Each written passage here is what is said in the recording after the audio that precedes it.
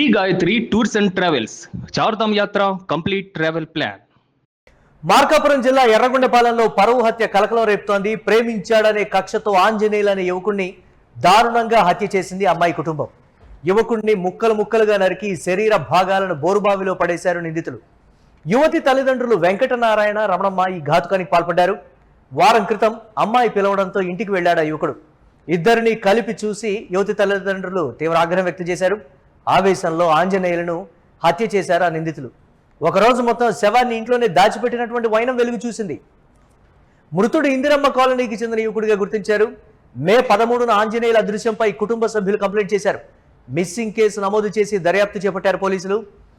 Phone చివరి signal ఆధారంగా దారుణం బయటపడింది. తామే హత్య చేసినట్లు విచారణలో నిందితులు అంగీకరించారు. యువతి తల్లిదండ్రులను అదుపులోకి తీసుకున్నారు పోలీసులు. ఇక పోలీసుల విచారణలో అమ్మాయి మైనర్ గా గుర్తించారు. 21 సంవత్సరాల యువకుడు, అతని పేరు ఆంజనేయులు. అతనికి అమ్మా నాన్న కూడా లేరు. 13వ తారీఖు రాత్రి 10 గంటలకి వాళ్ళ బావగారితో ఫంక్షన్కి వెళ్ళి ఇంటికి రావడం జరిగింది. 13వ తారీఖు రాత్రి ఈ నెల 10 గంటల తర్వాత అతను కనపడకుండా వెళ్ళిపోవడం జరిగింది. దానికి ముందు అతను ఒక పెళ్లి చూపులకి నందికుట్కూరు దగ్గరికి పోవడం జరిగింది. ఈ బావగారు దీంట్లో ఫిర్యాదు అయినటువంటి వాళ్ళ వెంకట్రావు, వాళ్ళ బావ పేరు. అతను ఏమనుకున్నా అంటే ఈ పెళ్లి చూపులు చూశారు కదా, ఈ పెళ్లి ఏదో ఇష్టం లేక ఇంట్లో నుంచి వెళ్ళిపోయాడనే ఒక అనుమానంతో ఒక 2 రోజులు చూసి 16వ తారీఖున ఎర్రగొండపాలెం పోలీస్ స్టేషన్కి వచ్చి ఇట్లా పెళ్లి చూపులు అమ్మాయిని చూసాము, ఆ పెళ్లి నచ్చక అతను ఏమన్నా ఇంట్లో నుంచి వెళ్ళిపోయి ఉంటాడు అని చెప్పేసి మనకు రిపోర్ట్ ఇవ్వడం జరిగింది. దాన్ని క్రైమ్ నెంబర్ 38/26 మ్యాన్ మిస్సింగ్ కింద మేము కేసు నమోదు చేసి ఎస్ఐ గారు దర్యాప్తు చేయడం జరిగింది.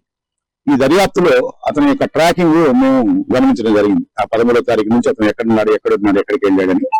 సో ఈ దర్యాప్తులో భాగంగా అదొక 13వ తారీఖే అతను ఒక ప్లేస్ నుంచి ఆ తర్వాత అతను మూమెంట్ అనేది డిజపేర్ అయిందనేసి మా దర్యాప్తులు చేరగా, సో ఏ ప్లేస్ నుంచి అయితే అతను మూమెంట్స్ 13వ తారీఖు ఆగిపోయో సో వాళ్ళ మీద అనుమానించడం జరిగింది.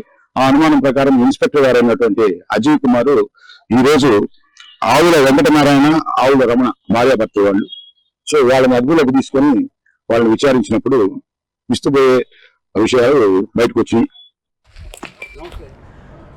రైట్. మార్కాపురం జిల్లా ఎర్రగొండపాలెంలో పరువు హత్య కలకలానికి సంబంధించి మరిన్ని అప్డేట్స్ మా కరెస్పాండెంట్ లక్ష్మీనారాయణ అందిస్తారు. లక్ష్మీనారాయణ, ఆవేశంలో చేసినటువంటి పనిగా కూడా చెప్తూ ఉన్నారు. విచారణలో చాలా విషయాలు కూడా వారు వెల్లడించడం జరిగింది అనేటువంటి మాట. ఏంటి అప్డేట్స్? విచారణలో నిందితులు ఎలాంటి విషయాలు చెప్పారనేది అప్డేట్స్ ఏంటి? ఈ ఘటన ప్రకాశం జిల్లాతో పాటు మార్కాపురం జిల్లాలో కూడా సంచలనాలు రేపుతుంది. మార్కాపురం జిల్లా ఎర్రగొండపాలెంలోని ఇందిరమ్మ కాలనీలో ఆంజనేయులు అనే యువకుడు నివసిస్తూ ఉంటాడు. అతనికి చిన్నతనంలోనే తల్లిదండ్రులు చనిపోయారు. అతను వాళ్ళ బావ దగ్గర ఉండి అతను పనులు చేసుకుంటూ జీవిస్తున్నాడు. అతను ఈ నెల మే 13వ తేదీ నుంచి కనిపించకుండా పోవడం జరిగింది. దీంతో అతని బావగారు పోలీస్ స్టేషన్ లో కంప్లైంట్ ఇవ్వడం జరిగింది. తమ అల్లుడు కనిపించట్లేదు, ఒకసారి వెతికి చూడండి అని చెప్పి పోలీసులకి చెప్పారు. దీంతో పోలీసులు కూడా మామూలుగా సాధారణంగా మిస్సింగ్ కేసు అని చెప్పి అనుకున్నారు. వాళ్ళు విచారణ చేశారు. కానీ ఇక్కడ వాళ్ళకి ఎందుకు అనుమానం వచ్చి అతని మొబైల్ ట్రాకింగ్ సిస్టమ్ ని పరిశీలిస్తే అతని ఫోన్ మాయమైన ఆ ఫోన్ సిగ్నల్, లాస్ట్ సిగ్నల్ ని ఆధారంగా పోలీసు విచారణ చేస్తే అతను అక్కడ ఉన్న కుటుంబ సభ్యులపై అనుమానం వచ్చింది. అతనికి వాళ్ళ అమ్మాయికి గతంలోనే అతనికి మధ్య పరిచయాలు ఉండటం, వాళ్ళిద్దరు ప్రేమించుకున్నారనే కుటుంబ సభ్యులకి సన్నిహితులు తెలియటంతో వాళ్ళు పోలీసులు విచారణ చేశారు. ఆ విచారణలో వెంకట రమణయ్య, రమణమ్మ వాళ్ళిద్దరూ అతన్ని హత్య చేసినట్టు పోలీసులు విచారణలో అంగీకరించారు. బాలికను మైనర్ గా కూడా తేల్చినటువంటి పరిస్థితి ఉంది కదా, దీనికి సంబంధించి ఏం చెప్తున్నారు పోలీసులు? ఇక్కడ పోలీసుల విచారణలో పోలీసులు డిఎస్పీ చెప్పిన ప్రకారం అయితే బాలికనే అతన్ని ఇంటికి పిలిపించిందని చెప్పి డిఎస్పీ చెప్తున్నారు. వాళ్ళ తల్లిదండ్రులు లేని సమయంలో బాలిక ఆంజనేయులు అప్పుడప్పుడు కలుసుకుంటూ ఉంటారని చెప్పి పోలీసుల విచారణలో తేలింది.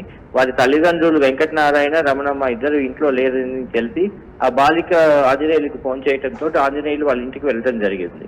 కానీ వాళ్ళ తల్లిదండ్రులు పని నిమిత్తం బయటకు వెళ్లి వెంటనే ఇంటికి రావటం, వాళ్ళు వచ్చేసరికి వీళ్ళిద్దరూ గదిలో ఉండటం చూసి వాళ్ళ ఆవేశానికి లోనే ఇద్దరు అతని పైన దాడి చేశారు. ఆ దాడిలో సంఘటనా స్థలంలోనే ఆంజనేయులు మరణించినట్లు తెలుస్తోంది.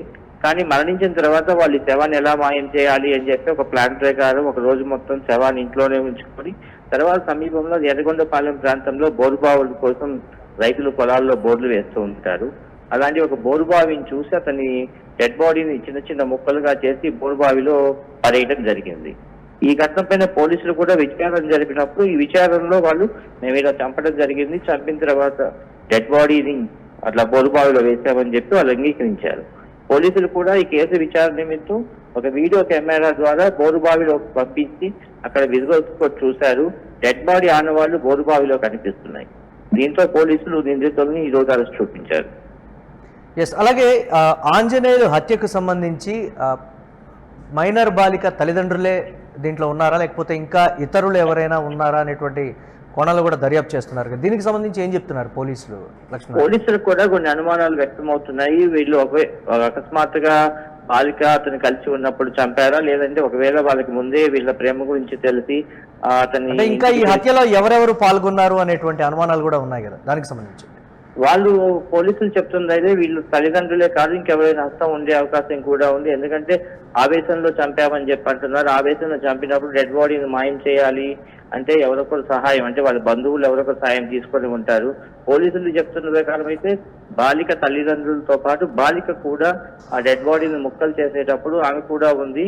బోరుబావిలో ముక్కలను వేసే శరీర భాగాల్ని బోరుబావిలో వేసేటప్పుడు కూడా బాలిక ఉందని చెప్తున్నారు. కానీ ఇది ఎంతవరకు వాస్తవము, ఇంకా ఎవరైనా ఇతరులు సహాయం చేశారా డెడ్ బాడీని తరలించడం కానీ ఆ బాడీని ముక్కలు చేయటానికి కానీ అనే కోణంలో పోలీసులు విచారణ జరుపుతున్నారు. Right, thanks for updates Lakshminarayana. ప్రేమించాడనేటువంటి నెపంతో ఒక యువకుడిని దారుణంగా హత్య చేసినటువంటి ఘటన, ఆ ఇంటికి ఆ యువతి పిలిచింది. సో ఆ మృతుడు ఆంజనేయులు వెళ్ళడం జరిగింది. ఇద్దరిని కలిపి చూసినటువంటి ఆ కుటుంబ సభ్యులు ఎవరైతే బాలిక తల్లిదండ్రులు ఉన్నారో వారిద్దరూ కూడా ఆంజనేయుల్ని అతి కిరాతకంగా ముక్కలు ముక్కలుగా నరికి చంపడమే కాకుండా ఆనవాళ్ళు అనేది తెలియకుండా ఉండటానికి బోరుబావిలో, అంటే దగ్గరలో ఉండేటువంటి బోరుబావిలో ఆ మృతదేహానికి సంబంధించి ముక్కలు ముక్కలుగా నరిగినటువంటి శరీర భాగాల్ని ఆ బోరుబావిలో వేశారు. పోలీసులకి అంతు చిక్కనటువంటి పరిస్థితి ఉంది. కానీ అదుపులోకి తీసుకొని విచారించిన తర్వాత విస్తుపోయే వాస్తవాలు కూడా వెలుగు చూశాయి. అంటే చంపిన తర్వాత ఒక రోజంతా కూడా ఆ డెడ్ బాడీని ఏం చేయాలి అనేటువంటి ఒక ఆలోచనతోనే ఉన్నారు అనేటువంటి మాట. ఒక రోజు తర్వాత శరీర భాగాలు, అంటే ముక్కలు ముక్కలుగా నరికిన తర్వాత శరీర భాగాల్ని యూటీవీ స్క్రీన్ మీద ఎక్స్క్లూజివ్గా చూస్తున్నాం. ఆ బోరుబావిలో వాటిల్లో పడేశాం అని అన్న తర్వాత పోలీసులు అక్కడికి చేరుకొని కొన్ని కెమెరాస్ని లోపలికి పంపించి ఆ బోరుబావిలోకి పంపించి శరీర భాగాల ఆనవాళ్ళని ఫైండ్ అవుట్ చేసి ఎస్ వీళ్ళు చెప్పింది నిజమే అనేటువంటి మాట. కానీ మైనర్ బాలిక తల్లిదండ్రులు మాత్రమే ఆంజనేయులు మృతికి సంబంధించి ఆ హత్యలో పాల్గొన్నారా, లేకపోతే ఇతర కుటుంబ సభ్యులు లేకపోతే ఎవరి సహాయమైనా తీసుకున్నారా, ఇంకా ఎవరెవరు ఈ కేసుకు సంబంధించి ఇన్వాల్వ్ అయి ఉన్నారు అనే దానికి సంబంధించి పూర్తి విచారణ అయితే జరగాల్సి ఉంది.